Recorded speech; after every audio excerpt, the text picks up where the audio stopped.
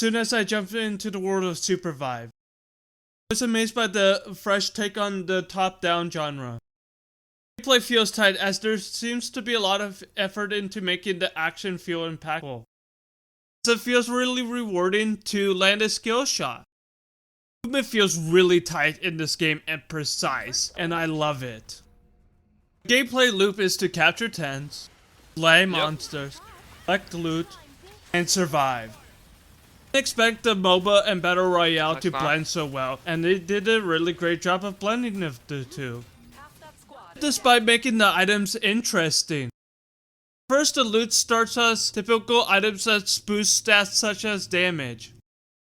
After upgrading the item to blue, it can be evolved and provide unique perks. I think it's a great idea. In theory, it will allow players to play the characters how they want to play. So there's plenty of unique items such as spawning money trees. Not only it provides money, I guess money does really grow from trees. It can also provide temporary cover. See that they put in the framework for having some wacky and creative items such as the chonker, which shoots big boulders. Allowing these creative items to exist in Supervive, it creates an immersive sandbox.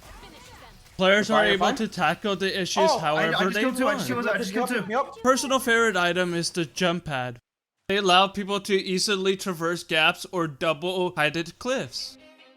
It's really great that the developers are providing that much freedom to players.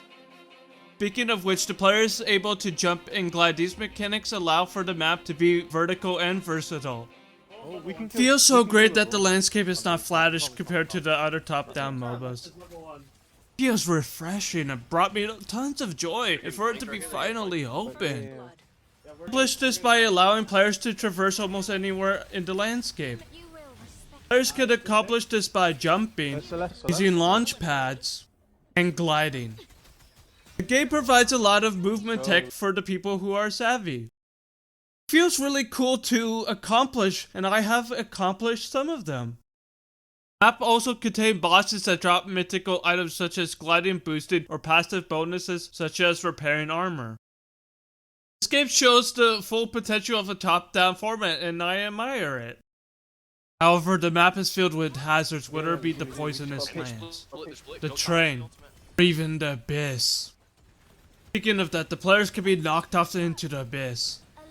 The player who got knocked does have a chance to recover by dashing away and then gliding. Nice, dude. However, the glider makes the player vulnerable as they can't fight back. Also, while gliding, if the player takes any damage, it collapses the glider, spiking the player. Moving on to the arena mode, the combat and movement make for a great fit for the arena mode. Brings the action into a quicker format. Personally speaking, I would prefer the arena style of gameplay, because I would prefer not to deal with the RNG of the Battle Royale. Game mode is Team Deathmatch mixed with the King of the Hill. Personally speaking, I don't find the game mode to be that interesting, as I just believe the game mode is okay. However, I would improve it by making gold be able to carry over. It would allow for economy-based system with strategy. Players should be able to buy armor and some equipment. Factored in gold advantage, and you could make it really small, so it'd still be relatively equal. I get the game mode is meant to ease players into the Supervive gameplay, to mean that the game mode can't prepare players even more. The arena mode has to do is just add these small little changes, and I would be happy with it. I understand why the developers aren't interested in prioritizing arena mode. Other developers try to make arena games and they didn't end up being successful. And Rioto tried to make arena mode and that didn't end up too well. The reasons is because they appeal to the fighting game crowd. It's a hard sell for people to try, hence why Theorycraft stuck with BR. I believe that Supervive contains a lot of positive potential. The game already got unique aspects such as blending the 2D and 3D gameplay into a 2.5D top-down gameplay. It also feels different to the other battle royales in the market and it should stand out. However, I do have one big criticism. I and many others have said that the mana system doesn't feel good within Supervive. I get the idea of managing one's resources, it feels quite restrictive. Whenever I was playing Celeste, I felt obligated to build a mana item, as if I didn't, I would run out of mana and it would just feel really bad.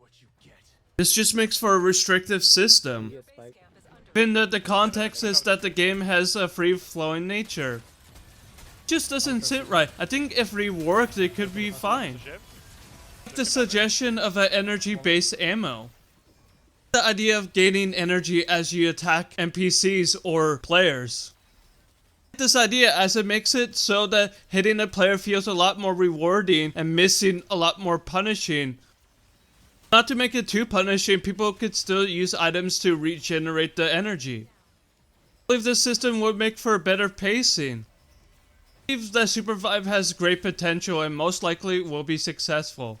A lot of fun with a full stack of people, and it's a game for sure that I'll keep playing and enjoying. I hope they improve the tutorial as it needs some adjustments. I do want this game to be successful.